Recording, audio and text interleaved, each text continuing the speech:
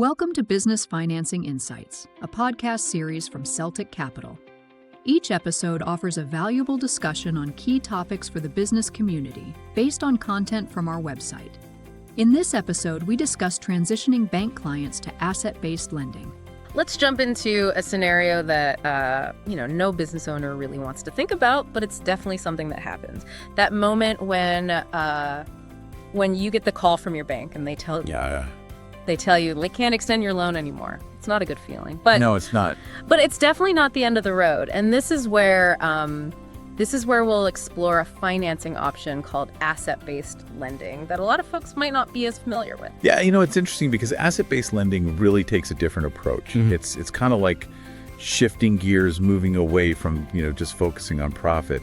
It's more about looking at the inherent value of your assets, so your inventory and your equipment, and even those outstanding invoices. So instead of just looking at profit margins, the lender's basically saying, okay, show me what you've got. What tangible assets can you put up to actually back up this loan? Yeah, exactly. They're really evaluating what those assets could be sold for if it came down to it. The liquidation value. It's a different lens for assessing risk than a traditional loan. The material that we're looking at actually really emphasizes a different perspective. It outlines 6 points that commercial bankers should actually consider when they're talking to clients about introducing this option. And it all starts with honesty and transparency.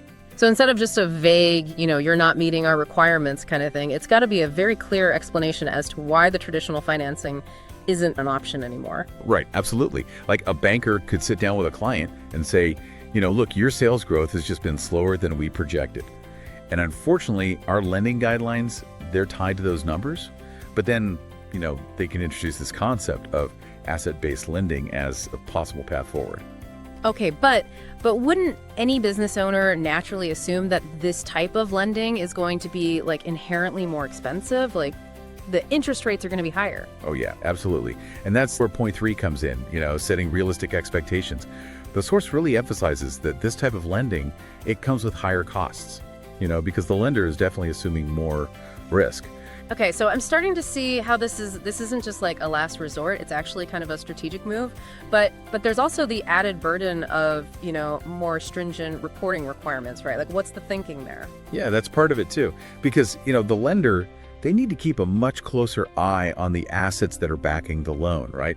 To make sure that they're still valuable, that they're retaining their value. So that means tracking accounts receivable, inventory levels, all of that. It's really about protecting their investment.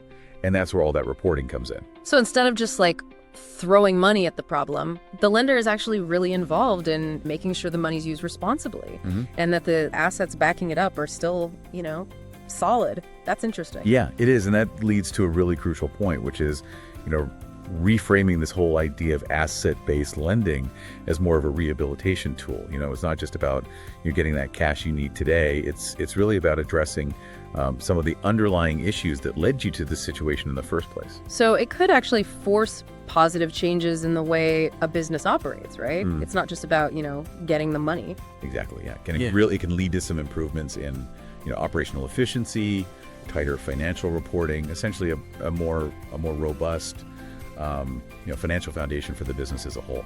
It's really all about, striking that balance, right, mm-hmm. between addressing those immediate needs that the business has, but also implementing solutions that are going to be good for the long term. The ultimate goal is to help the business get back to a place where they can qualify for traditional bank financing.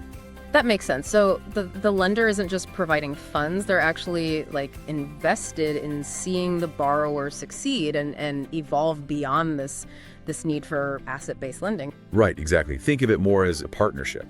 They have a shared goal, which is to get the business, back on track and in a position to access those more conventional financing options down the line. So they're kind of being pushed to level up their financial management skills in a way. Exactly. And those skills, tighter financial controls, more disciplined reporting, all of that's going to benefit the business, long after they've moved on from this type of financing. It's like leaving them in a much better place. This is pretty insightful, reframing, asset-based lending as a potential growth, catalyst, not just a last resort, but how how does the banker make sure the client doesn't feel like they're being, punished or something? Yeah, no, for sure. That's the last point.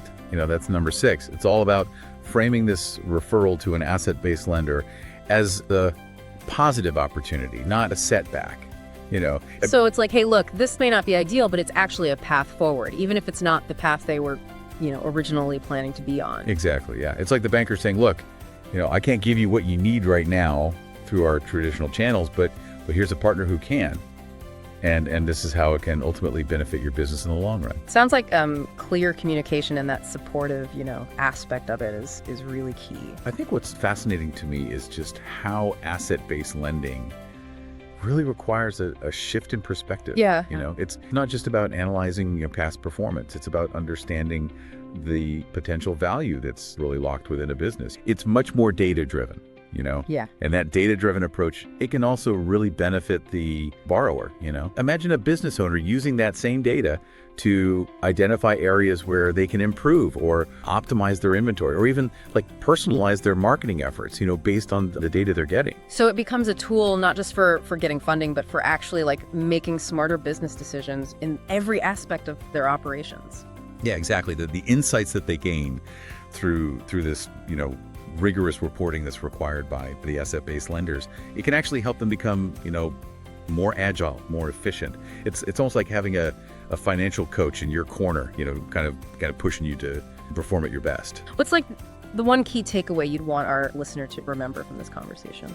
I think the most important thing to remember is that even when you're faced with what feels like a financial hurdle, being turned down for a traditional loan, there are other paths forward.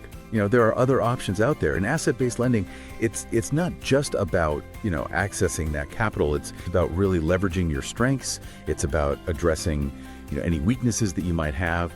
And it's ultimately about transforming what might feel like a setback into an opportunity for growth and evolution.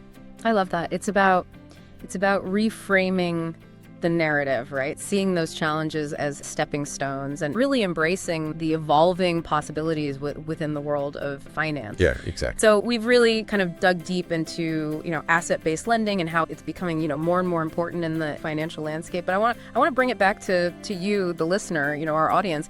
How can they actually use this information? Let's make this practical. Let's talk about real-world scenarios, because understanding this, it's all about helping businesses navigate these challenges and really unlock their potential. Asset-based lending, when it's approached strategically, it can be this really transformative experience. Yeah. It pushes you to become more efficient. It pushes you to become more data-driven, and ultimately, it can help you become more successful.